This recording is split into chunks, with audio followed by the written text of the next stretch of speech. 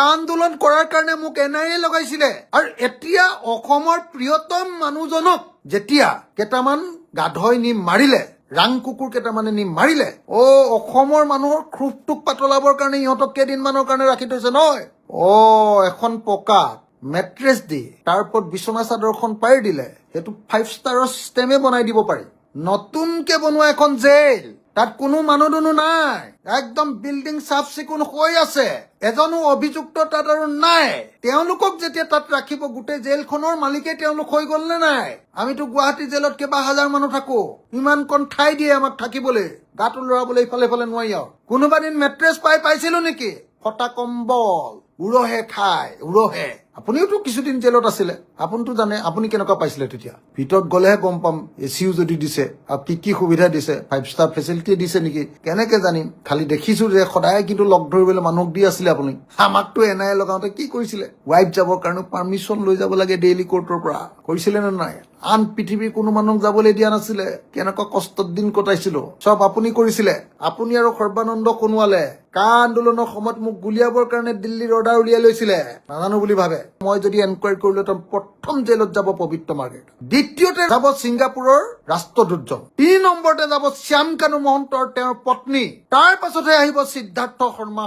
এই গোটেইকেইটা পবিত্ৰ মাৰ্ঘেৰিটাক বচাবৰ কাৰণে আপুনি কথা কৈ আছে নহয় জানো আৰু আপোনাৰ পত্নীয়ে যে তালৈ গৈ ফেশ্বন শ্ব' পতা বুলি যে অভিযোগ উঠিছিলে ইমান হাল্লা হুলস্থুল হৈ থকাৰ পাছতো আপুনি কিয় সেইটো তদন্তৰ আওতাৰ ভিতৰলৈ আনিবলৈ সাহস নকৰিলে আৰু যিকেইটাই গাহৰি মাংস বনাই নিছিলে যিকেইটাই মদ খুৱাই আছিলে আৰু যা সাগৰলৈ জাপ মাৰি দে বুলি যিবিলাকে কৈছিলে সেই গোটেইকেইটাক এতিয়ালৈকে কেলে জল দিব নোৱাৰিলে আপুনি শ্যাম কানুক বচাবলৈ মোৰ কোনো ধান্দা নাই শ্যাম কানুটোক মই মানুহটোক ঠিক মানুহ বুলি নাভাবোৱে কোনোদিন বিৰাট কৰাপ মানুহ বুলি মই জানো চব আৰু তেওঁৱে কৰাপ নহয় তেওঁৰ ডিপাৰ্টমেণ্টৰ আপোনালোকে দিয়া যিজন ঠিকাদাৰ তেওঁ ককায়েকটো তেওঁ যি বেয়া কাম কৰিছিলে নহয় মই মাৰিবলৈ কিলাবলৈ বাকী থাকিলে শ্যাম কানু ককায়েকক তেতিয়া গতিকে মই শ্যাম কানু পৰিয়ালক ভাল পোৱাৰ প্ৰশ্নটোৱে নাই চব ভাল পোৱাটো আপোনাৰ DGP আপুনি কৰিছে ভাইচ চেঞ্চেলৰ আপুনি কৰিছে ভায়েকক এতিয়া মৰমত জেলত ৰাখিছে তাত মানুহে পিটে বুলি আপুনি একদম অকলশৰীয়াকে ৰাখিছে বিহু খাবলৈ পূজা খাবলৈ আপুনি ছুটি দিছিলে তেওঁলোকক প্ৰথমতে ধৰাৰ আগতে অসমীয়া মানুহে আপোনাক পুৰা ৰামটাঙুন দিলে কাৰণেহে আপুনি ধৰিলে লাষ্টত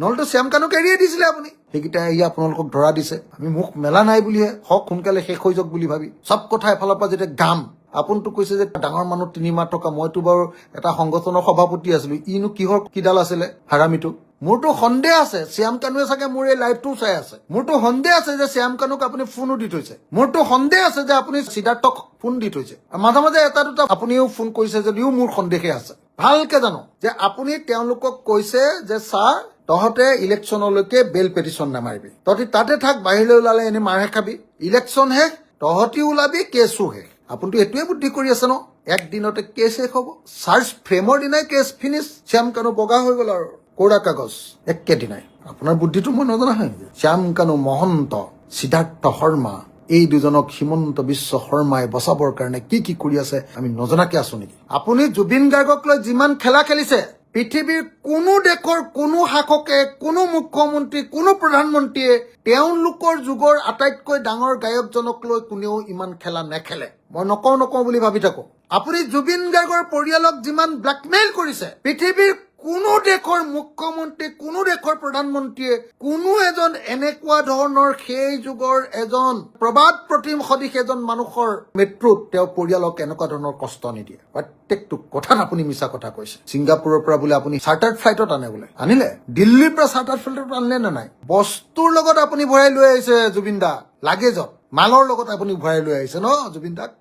অসমীয়া মানুহে যে তাৰ পাছতো এতিয়ালৈকে আপোনাক বগৰাই দিয়া নাই সেইটোহে আচৰিত হ'বলগীয়া কথা তাৰ পাছত প্ৰত্যেক দিনাই আপুনি ছয়তানি কথা কৈ অসমীয়া মানুহক যিটো মানুহে আটাইতকৈ বেছিকে জুবিন গাৰ্গৰ কাৰণে লাগি আছো সেই মানুহটোৱে বোলে জুবিন গাৰ্গৰ হত্যাকাৰীবিলাকক বচাবৰ কাৰণে কাম কৰিছো বুলি আপুনি ক'বলৈ আহিছে আপোনাৰ লাজ নাই শৰম নাই এনেকুৱা মিছা কথা কৈ আপুনি কেনেকৈ টোপনি ধৰে আপোনাৰ সদায় ফাল্টু মিছা কথা আপোনাৰ অতি স্পষ্ট কথা মই আপোনালোকক ৰাইজক জনাব খোজো যে হিমন্ত বিশ্ব শৰ্মাই জুবিন দাৰ ন্যায় নিদিয়ে জুবিন দাৰ প্ৰকৃত শত্ৰু এই মানুহটোৱে সেইকাৰণে এই মানুহটো আৰু সৰ্বানন্দ সোণোৱালৰ বিৰুদ্ধে পলিটিক্স নকৰিবা বন্ধু বুলি লিখি থৈ গৈছে জুবিন দাই ক্লিয়াৰলি কৈ গৈছে যে বিজেপি পাৰ্টিটো এটা বটলা পাৰ্টি তাতকে আৰু কলকুৱেল বেয়া লেংগুৱেজ আৰু পৃথিৱীতে নাই আৰু এই পাৰ্টিক কেতিয়াও ভোট নিদিব এনেকে কৈ গৈছে আৰু মই যেনে তেনে হলেও অহাবাৰ নিৰ্বাচনত বিজেপিক হৰুৱামেই বুলি কৈ থৈ গৈছে এনেই কৈ যোৱা নাই জুবিন দাই অসমৰ আটাইতকৈ ডাঙৰ বটলা পাৰ্টিটো জুবিন গাৰ্গৰ মতে বিজেপি আৰু বিজেপিৰ আটাইতকৈ বটলা মালটো এতিয়া অসমৰ মুখ্যমন্ত্ৰী জুবিন দাই যদি ন্যায় নাপায় নহয় গম পাব কি হ'ব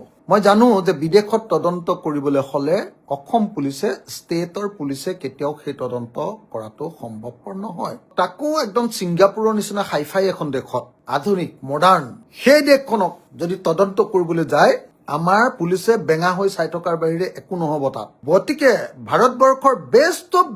টিমটোক পঠিয়াব লাগিছিলে তদন্ত কৰিবলৈ কিন্তু আপুনি নপঠিয়ালে আৰু নপঠিয়াই মই জানো কেলে সেই কথাও অসমৰ মানুহে খুব ভালকে জানে আপুনি মোক কা আন্দোলন কৰাৰ কাৰণে মোক NIA লগাইছিলে ভাৰতবৰ্ষৰ সৰ্বোচ্চ তদন্তকাৰী সংস্থা যি সন্ত্ৰাসবাদীক তদন্ত কৰিবৰ কাৰণে বনাইছে বিদেশৰ লগত হোৱা সন্ত্ৰাসবাদীক তদন্ত কৰিবলৈ বনোৱা NIAক আপুনি মোক লগাইছে আৰু এতিয়া অসমৰ প্ৰিয়তম মানুহজনক যেতিয়া কেইটামান গাধই নি মাৰিলে ৰাং কুকুৰ কেইটামানে নি মাৰিলে আৰু কোনে মাৰিলে আপোনাৰ ডিপাৰ্টমেণ্টৰ আপোনাৰ গভৰ্ণমেণ্টৰ এক্সটাৰ্নেল এফেয়াৰ্ছ মিনিষ্টাৰ পবিত্ৰ মাৰ্ঘেৰিটা মইতো হলে মই যদি এনকুৱাৰী কৰিলো প্ৰথম জেলত যাব পবিত্ৰ মাৰ্ঘেৰিটা দ্বিতীয়তে যাব ছিংগাপুৰৰ ৰাষ্ট্ৰদূতজন এওঁলোক দুজনে মেইন অৰ্গেনাইজাৰ 3 নম্বৰতে যাব শ্যাম কানু মহন্তৰ তেওঁৰ পত্নী দুইজনে সেইটো সংস্থাৰ মালিক তাৰ পাছতহে আহিব সিদ্ধাৰ্থ শৰ্মা সত এই গোটেইকেইটা পবিত্ৰ মাৰ্ঘেৰিটাক বচাবৰ কাৰণে আপুনি কথা কৈ আছে নহয় জানো আৰু আপোনাৰ পত্নীয়ে যে তালৈ গৈ ফেশ্বন শ্বপ পতা বুলি যে অভিযোগ উঠিছিলে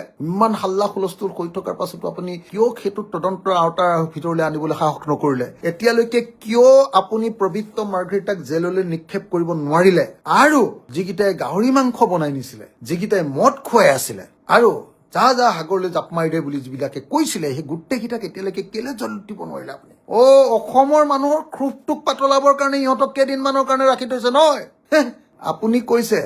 বোলে সিহঁতি পকাতে শুই আছে সেইদিনা প্ৰেছ মিটত কি বুলি কৈছিলে আপুনি যে সিহঁতি বিচনা নাই সিহঁতক মেট্ৰেছে দিয়া হৈছে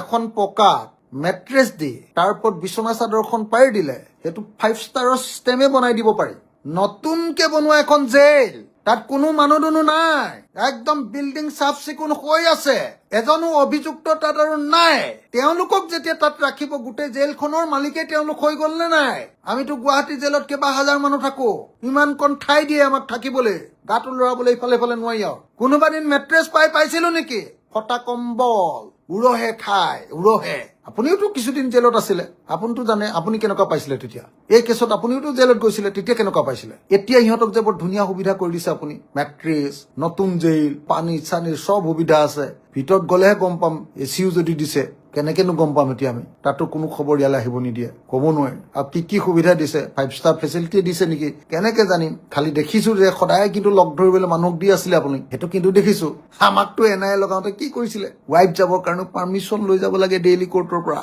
কৰিছিলে নে নাই আন পৃথিৱীৰ কোনো মানুহক যাবলৈ দিয়া নাছিলে কেনেকুৱা কষ্টত দিন কটাইছিলো চব আপুনি কৰিছিলে আপুনি আৰু সৰ্বানন্দ সোণোৱালে কা আন্দোলনৰ সময়ত মোক গুলিয়াবৰ কাৰণে দিল্লীৰ অৰ্ডাৰ উলিয়াই লৈছিলে নাজানো বুলি ভাবে সেইকাৰণে অতি স্পষ্টভাৱে কৈছো মুখ্যমন্ত্ৰী ডাঙৰীয়া শ্যাম কানুক বচাবলৈ মোৰ কোনো ধান্দা নাই এইকাৰণে যে শ্যাম কানুৰ লগত মোৰ কোনো সম্পৰ্কও নাই শ্যাম কানুটোক মই মানুহটোক ঠিক মানুহ বুলি নাভাবোৱে কোনোদিন সেইকাৰণে এবাৰ নে দুবাৰ তাৰ কাম দূৰে দূৰে চাবলৈ গৈছো মই বিৰাট কৰাপ মানুহ বুলি মই জানো চব খুব জানো মই আৰু তেওঁৱে কৰাপ নহয় তেওঁৰ ডিপাৰ্টমেণ্টৰ আপোনালোকে দিয়া যিজন ঠিকাদাৰ তেওঁ ককায়েকটো তেওঁ যি বেয়া কাম কৰিছিলে নহয় মই মাৰিবলৈ কিলাবলৈ বাকী থাকিলে শ্যাম কানু ককায়েকক তেতিয়া এনেকুৱা বেয়া কাম কৰিছে ৰাস্তাৰ কাম গতিকে মই শ্যাম কানু পৰিয়ালক ভাল পোৱাৰ প্ৰশ্নটোৱে নাই যে আমুকক ভাল পালো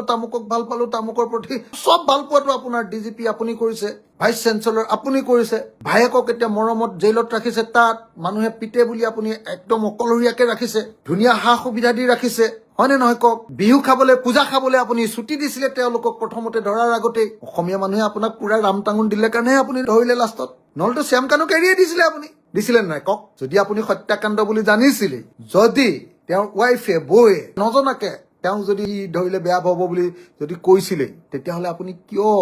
তেওঁক এৰি দিছিলে আৰু যদি এৰিও দিয়ে তেওঁক নজৰবন্দী কৰি ৰাখিব লাগিছিলে নে নাই আপুনি কয় যে ইহঁতকেইটাক আমি ধৰি আনিলো গ্ৰেপ্তাৰ কৰিলো ধৰি আনিছে তুৰাই ধৰি আনিছে সেইকেইটাই আহি আপোনালোকক ধৰা দিছে নহলে দুইটাকে একেটা সময়তে ধৰিলে নাই আমি মুখ মেলা নাই বুলিহে হওক সোনকালে শেষ হৈ যাওক বুলি ভাবি চব কথা এফালৰ পৰা যেতিয়া গাম গতিকে একদম স্পষ্টকে কৈছো মুখ্যমন্ত্ৰী ডাঙৰীয়া যে সঁচাকে যদি জুবিন গাৰ্গৰ ন্যায় দিবলৈ মন আছে আপুনি ইমান দিন যি কৰিলে কৰক, তাৎক্ষণিকভাৱে এই ঘটনাক আপুনি CBI তদন্ত দিয়ক আৰু প্লেচ অফ অকাৰেঞ্চলৈ গৈ তদন্ত কৰাৰ ব্যৱস্থা কৰক। আৰু যেতিয়ালৈকে একদম গোটেই ঘটনাটোৰ একদম ফাইনেল সিদ্ধান্ত নহব, যেনেকে মোক ৰখাই থৈছিলে, ময়ো 3 মাহত বেল পাব লাগিছিলে, মই 3 মাহত বেল নেপাই কেইমাহত পালো? 2 বছৰ হবলৈ 2 মাহ থাকোতে মই বেল পালো, হয়নে নহয় মুখ্যমন্ত্ৰী ডাঙৰীয়া? কেলে তেতিয়াহ'লে সেইটো বেছি দিন থকা কেছ আছিলে নে সেইটো কম দিন থকা কেছ আছিলে? মই যে এই 2 বছৰলৈ যে অকমান দুমাহে যে বাকী থাকিলে সেইটো কম দিন থকা কেছ আছিলে নে বেছি দিন থকা? আপুনিতো কৈছে যে ডাঙৰ মানুহ 3 মাহ থকা, মইতো বাৰু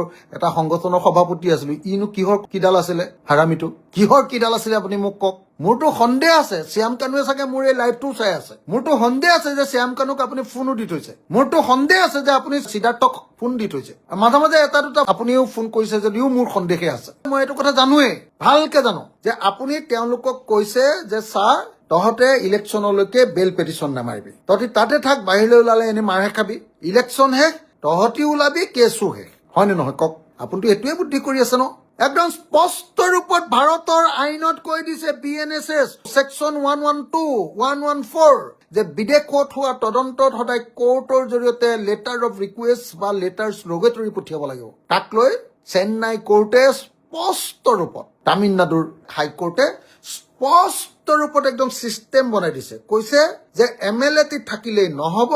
MLA থকাৰ পাছতো যদি বিদেশৰ কিবা এটা ঘটনা হয়, যদি তাৰ ষ্টেটমেণ্ট আনিব লাগে, তাৰ যদি এভিডেন্স আনিব লাগে, তাৰ যদি ডকুমেণ্টছ আনিব লাগে, তেতিয়াহ'লে through court letter of request বা লেটাৰ ছেক্ৰেটৰী পঠিয়াব লাগিবই। আৰু যদি সেইটো নপঠিওৱাকে সেই তদন্তৰ বস্তু আনে, তেতিয়াহ'লে সেইটো কোৰ্টত ইনএডমিছিবল হ'ব, সেইটো কোৰ্টত গ্ৰহণীয় নহ'ব। যদি গ্ৰহণীয় নহয় কি হ'ব? একদিনতে কেছ শেষ হ'ব, চাৰ্জ ফ্ৰেমৰ দিনাই কেছ ফিনিছ, শ্যাম কানু বগা হৈ গ'ল আৰু কোৰা কাগজ একেদিনাই। আপোনাৰ বুদ্ধিটো মই নজনা হয় নেকি? শ্যাম কানু মহন্ত, সিদ্ধাৰ্থ শৰ্মা, এই দুজনক হিমন্ত বিশ্ব শৰ্মাই বচাবৰ কাৰণে কি কি কৰি আছে আমি নজনাকে আছো নেকি? আপুনি জুবিন গাৰ্গক লৈ যিমান খেলা খেলিছে, পৃথিৱীৰ কোনো দেশৰ কোনো শাসকে, কোনো মুখ্যমন্ত্ৰী, কোনো প্ৰধানমন্ত্ৰীয়ে তেওঁলোকৰ যুগৰ আটাইতকৈ ডাঙৰ গায়কজনক লৈ কোনেও ইমান খেলা নেখেলে। মই নকওঁ বুলি ভাবি থাকো। আপুনি জুবিন গাৰ্গৰ পৰিয়ালক যিমান ব্লেকমেইল কৰিছে, পৃথিৱীৰ কোনো দেশৰ মুখ্যমন্ত্ৰী, কোনো দেশৰ প্ৰধানমন্ত্ৰীয়ে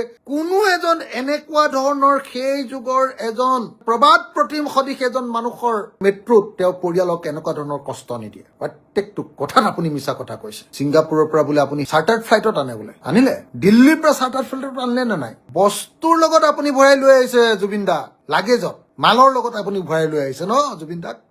অসমীয়া মানুহে যে তাৰ পাছতো এতিয়ালৈকে আপোনাক বগৰাই দিয়া নাই, সেইটোহে আচৰিত হবলগীয়া কথা। তাৰ পাছত প্ৰত্যেক দিনাই আপুনি ছয়তানি কথা কৈ অসমীয়া মানুহক খঙাই আছে। যিটো মানুহে আটাইতকৈ বেছিকে জুবিন গাৰ্গৰ কাৰণে লাগি আছো, সেই মানুহটোৱে বোলে জুবিন গাৰ্গৰ হত্যাকাৰী বিলাকক বচাবৰ কাৰণে কাম কৰিছো বুলি আপুনি কবলৈ আহিছে। আপোনাৰ লাজ নাই, চৰম নাই? এনেকুৱা মিছা কথা কৈ আপুনি কেনেকৈ টোপনি ধৰিহে আপোনাৰ? সদায় সদায় ফাল্টু মিছা কথা আপোনাৰ। অতি স্পষ্ট কথা মই আপোনালোকক ৰাইজক জনাব খোজো যে হিমন্ত বিশ্ব শৰ্মাই জুবিন দাৰ ন্যায় নিদিয়ে। জুবিন দাৰ প্ৰকৃত শত্ৰু এই মানুহটোৱে। সেইকাৰণে এই মানুহটো আৰু সৰ্বানন্দ সোণোৱালৰ বিৰুদ্ধে পলিটিক্স নকৰিবা বন্ধু বুলি লিখি থৈ গৈছে। জুবিন দাই ক্লিয়াৰলি কৈ গৈছে যে বিজেপি পাৰ্টিটো এটা বটলা পাৰ্টি, তাতকে আৰু কলকুৱেল বেয়া লেংগুৱেজ আৰু পৃথিৱীতে নাই, আৰু এই পাৰ্টিক কেতিয়াও ভোট নিদিব, এনেকে কৈ গৈছে। আৰু মই যেনে তেনে হলেও অহাবাৰ নিৰ্বাচনত বিজেপিক হৰুৱামেই বুলি কৈ থৈ গৈছে। এনে কৈ যোৱা নাই জুবিন দাই। একদম বটলা পাৰ্টি, আৰু বটলা পাৰ্টিৰ আটাইতকৈ বটলা মালটো এতিয়া মুখ্যমন্ত্ৰী। অসমৰ আটাইতকৈ ডাঙৰ বটলা পাৰ্টিটো জুবিন গাৰ্গৰ মতে বিজেপি, আৰু বিজেপিৰ আটাইতকৈ বটলা মালটো এতিয়া অসমৰ মুখ্যমন্ত্ৰী। জুবিন দাই যদি ন্যায় নাপায় নহয়, গম পাব কি হব। আপোনালোকে বেয়া নাপাব দেই, মই অলপ খং কৰিলো, মুখ্যমন্ত্ৰীক খং কৰিছো, আপোনালোকক কৰা নাই দেই, বেয়া নাপাব। ধন্যবাদ, জয় অসম।